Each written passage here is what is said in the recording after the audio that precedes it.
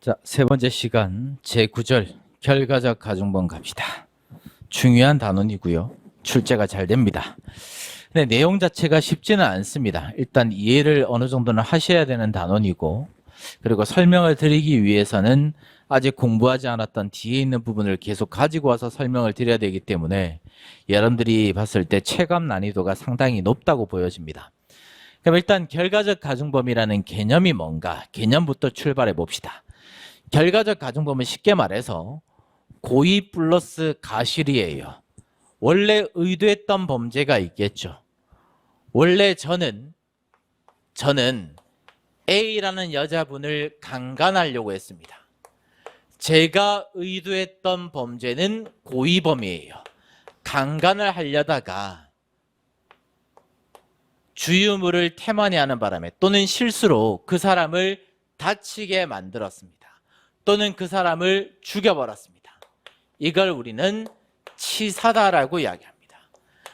앞으로 치사라는 단어가 나올 거고 치상이라는 단어가 나올 건데, 치사라는 말은 가실로서 사람을 죽였다는 말이고 치상이란 말은 가실로 사람을 다치게 만들었단 말이에요.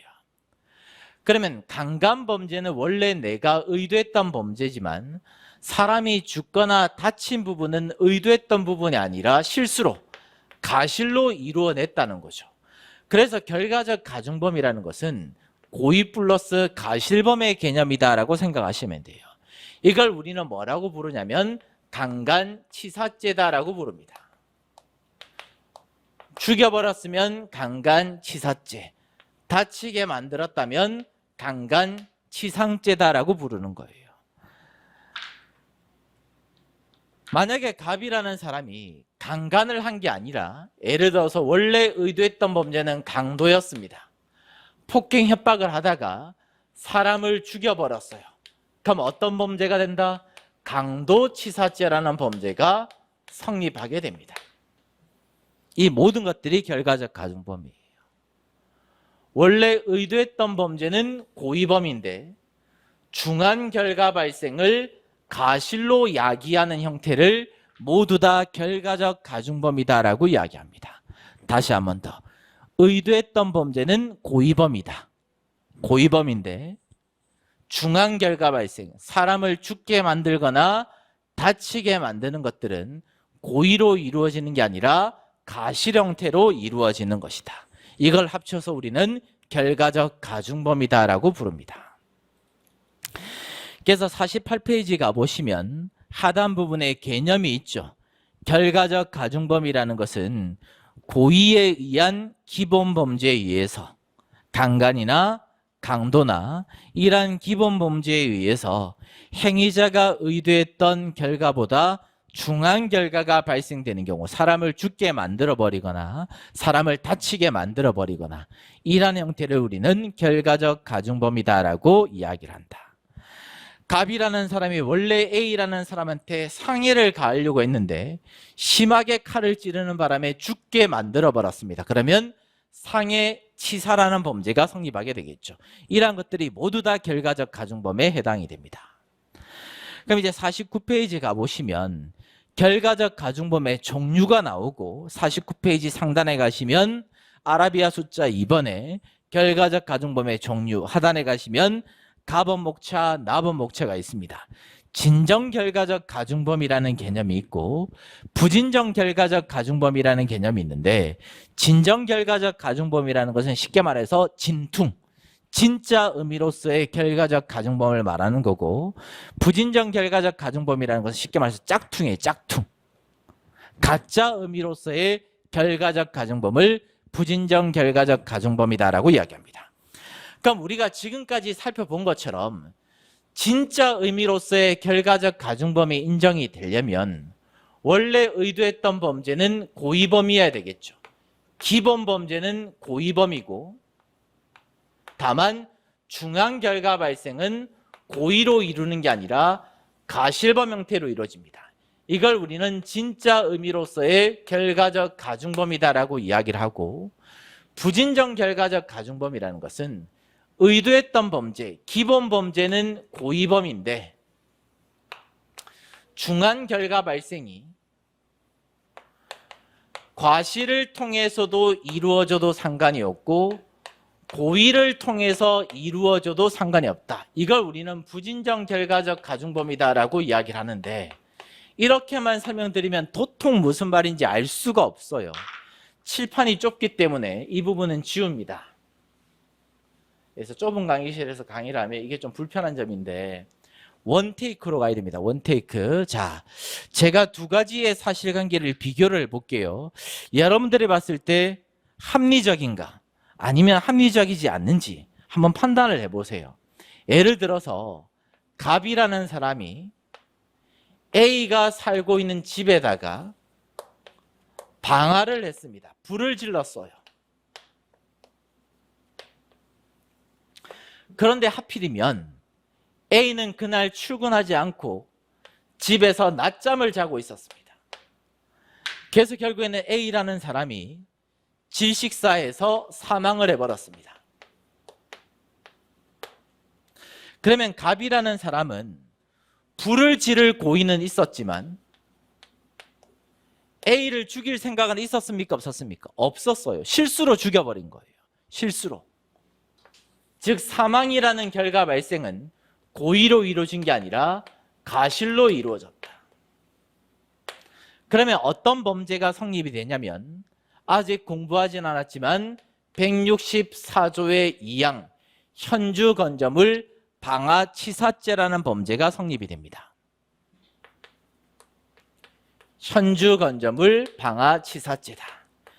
현주 건조물 방화치사죄라는 범죄는 사람이 살고 있는 건조물에다가 건물에 불을 질러서 사람을 죽게 만들면 현주 건조물 방화치사죄라는 범죄가 성립이 돼요. 164조 2항은 나중에 복습하실 때 조문을 한번 찾아보시고요. 부탁을 드리겠습니다. 그럼 현주 건조물 방화치사죄가 성립이 되면 형량이 몇 년이라고 되어 있냐면 형량이 사형 또는 무기 또는 7년 이상에 처한다라고 되어 있습니다. 사형을 내리거나 무기징역을 내리거나 또는 7년 이상의 징역에 처한다라고 되어 있어요. 자, 이것도 다시 지워버리고 이거 지우면 다시 또 판서해야 되는데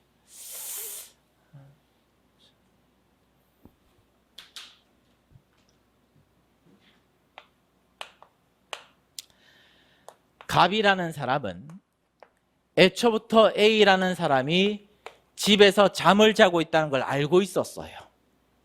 그래서 불을 질러가지고 A를 죽여버리자. A를 죽일 생각을 가지고 A 집에다가 불을 질렀습니다. 방화를 했어요. 그래서 A가 출근하지 않고 집에서 낮잠을 자고 있었는데 갑이라는 사람이 불을 놓게 되자, 방화를 하게 되자 A라는 사람이 낮잠을 자고 있다가 질식사해서 사망을 해버렸다. 그러면 갑이라는 사람은 A를 죽일 고의를 가지고 A를 죽였습니까? 죽이지 않았습니까? 죽였어요. 그죠? 그럼 일단 갑이라는 사람한테는 살인죄라는 범죄가 성립이 될 것이고 사람이 살고 있는 건조물에다가 불 질러야지라고 생각했으니까 현주 건조물 방화죄라는 범죄가 성립됩니다. 현주 건조물 방화죄는 164조 제1항에 기술되어 있습니다.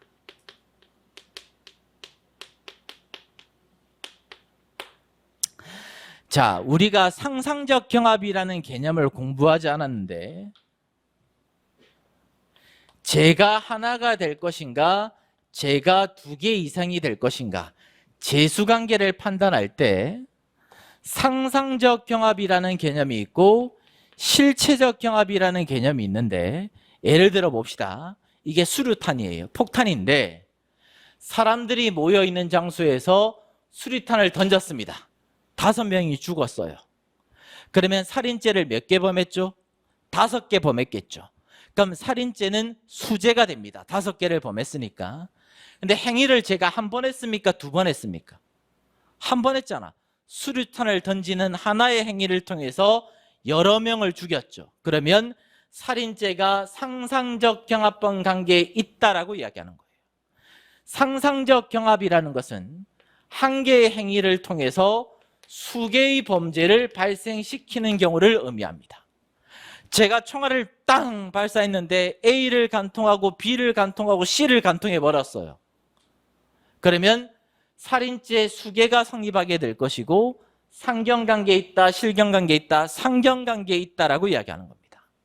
실체적 경합이라는 것은 한 개의 행위가 아니라 수개의 행위를 통해서 수개의 범죄를 발생시키는 경우를 의미합니다.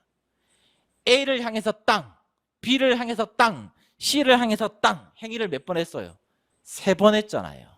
살인죄는 수개가 성립되는데 수개의 행위를 통해서 이뤄냈기 때문에 살인죄는 실체적 경합범 관계에 있다라고 이야기합니다. 영화 혹시 원티드 보신 적 있습니까? 원티드. 너무 오래됐나?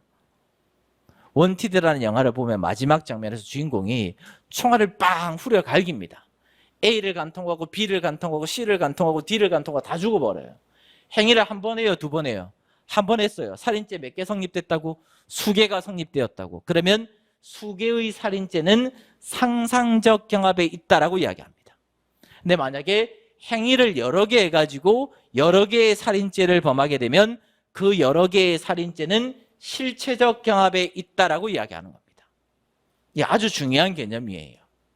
그럼 다시 돌아와서 이 사실관계에서는 살인죄하고 현주건조물 방화죄가 상경관계가 되겠습니까? 실경관계가 되겠습니까? 행위를 몇 개 했어요 지금? 한 개 했잖아요.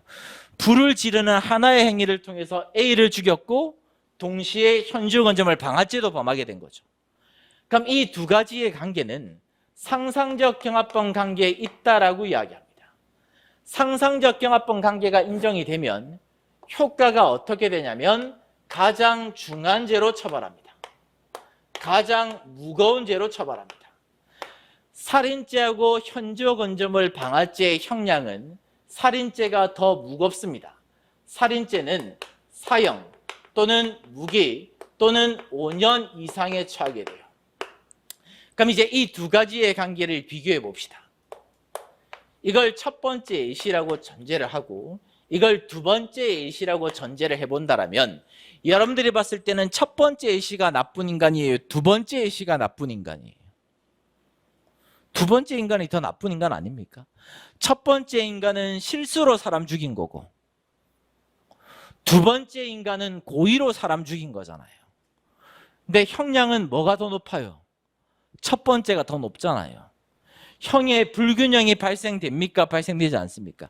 형의 불균형이 발생될 수가 있다는 거예요.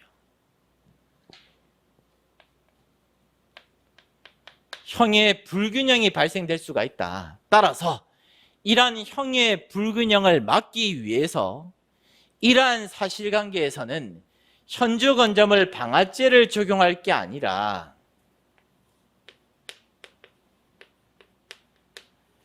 현주건조물 방화치사죄라는 범죄를 적용하자. 이게 몇 조라고? 164조 2항이라고. 그러면 현주건조물 방화치사죄라는 이 범죄는 고의 플러스 가실범일 때도 적용이 되고 고의 플러스 고의일 때도 적용이 되겠죠. 그래서 이 현주건조물 방화치사죄를 부진정 결과적 가중범이다라고 부르는 거예요. 원래 결과적 가중범은 고의 플러스 가실범의 형태에서만 인정되는 겁니다. 원래라면 진짜 의미는. 하지만 형의 불균형이 생길 때 그러한 불균형을 막기 위해서 어쩔 수 없이 고의 플러스 가실뿐만 아니라 고의 플러스 고의일 때도 결과적 가중범을 인정해버리는 것을 부진정 결과적 가중범이다라고 이야기를 하는 거예요. 자, 그러면 지워버리고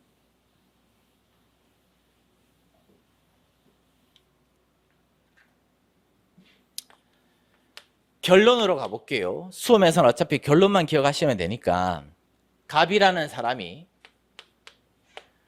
은봉암이라는 절간에 찾아갔습니다.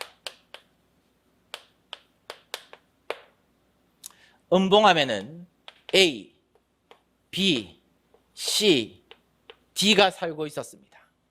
근데 갑이라는 사람이 A, B라는 사람을 죽이기 위해서 살해할 의도를 가지고 불을 질러 가지고 결국 A, B라는 사람이 죽어버렸어요. A도 사망, B도 사망. 그러면 외형상 봤을 때는 사람을 죽일 고의를 가지고 사람을 죽였으니까 살인죄도 성립되는 것처럼 보이고, 불을 질러가지고 사람이 살고 있는 건조물에 불태웠으니까 현주건조물 방화죄도 성립되는 것처럼 보이겠지만, 이럴 때는 현주건조물 방화죄를 적용하지 말고 뭘 적용하자고? 현주건조물 방화치사죄를 적용하자고. 형의 불균형이 생길 수가 있으니까. 이걸 적용해버리면 좀 전에 지워버렸지만 형의 불균형이 생길 수가 있으니까 형의 불균형을 막기 위해서 현주건조물 방화죄를 적용하는 게 아니라 이럴 때도 현주건조물 방화치사죄를 적용한다. 살인죄의 형량은 사형, 무기 5년, 현주건조물 방화치사죄는 사형, 무기 7년 이상. 뭐가 더 중한 범죄예요? 이게 더 중한 범죄가 돼버리겠죠. 그래서 이럴 때는 뭘로만 처벌하냐면 현주건조물 방화치사죄, 이 하나의 범죄로만 처벌을 해버리는 겁니다. 그게 49페이지 제일 밑에 있는 은봉암 사건에 대한 문제예요. 은봉암 사건. 자, 딱 두 가지만 기억하자. 욕심 부리면 머리 아프고 대가리 터져버리니까 오늘은 스텝 바이 스텝. 하단에 가시면 나범목차 밑에 양가로 1번이 있습니다. 부진정 결과적 가중범이라는 개념을 인정할 것인가 말 것인가. 두 번째 줄 끝에 가시면 통설, 판례 모두 학계도 인정하고 있고 판례도 인정하고 있고, 두 번째 줄 그 밑에 가시면 형의 불균형을 막기 위해서, 시정하기 위해서 부진정 결과적 가중범이라는 개념을 인정하고 있는 입장이다. 대표적인 게 현주건조물 방화치사죄가 여기에 해당이 된다. 따라서 현주건조물 방화치사죄는 고의 플러스 가실범의 형태일 때도 적용이 되고 고의 플러스 고의범의 형태일 때도 적용을 시키자, 이렇게 보겠다는 거예요. 그래서 사람을 죽일 고의를 가지고 불을 지르는 경우 고의 플러스 고의죠. 고의가 두 개죠. 이럴 때도 현주건조물 방화치사죄를 적용할 수가 있는 것이다. 그럼 이제 하단에 은봉암 사건 가보시면 1번 갑시다. 1번 요지, 1번 요지, 1번 요지. 첫 번째 줄 끝에 가시면 현주건조물 방화치사상죄는 두 줄 밑에 가시면 사형, 무기 7년 이상의 징역에 처하게 된다. 네 번째 줄 끝에 따라서 가실이 있는 경우뿐만 아니라 실수로 불질러서 사람을 죽이는 경우뿐만 아니라 고의로 사람을 죽이는 경우까지 적용된다고 볼 것이다. 따라서 사람을 죽일 고의를 가지고 불질러서 사람을 죽이면 제일 마지막 줄 가시면 현주건조물 방화죄 164조 제1항과 250조 제1항 살인죄의 상상적 경합이 될 것이 아니라 뭐가 된다라고 바꿔줘야 돼요? 현주건조물 방화치사죄 1죄가 성립된다가 돼야 되겠죠. 그래서 끝에다가 가로 열고 현주건조물 방화치사죄 1죄가 성립된다 가로 닫고 그렇게 적어두시면 돼요. 그래서 만약에 시험에서 A를 죽일 생각을 가지고 불을 질러서 A를 죽였을 때 현주건조물 방화죄하고 살인죄의 상상적 경합이 된다고 나오면 틀린 지문이 됩니다. 틀린 지문이 돼요.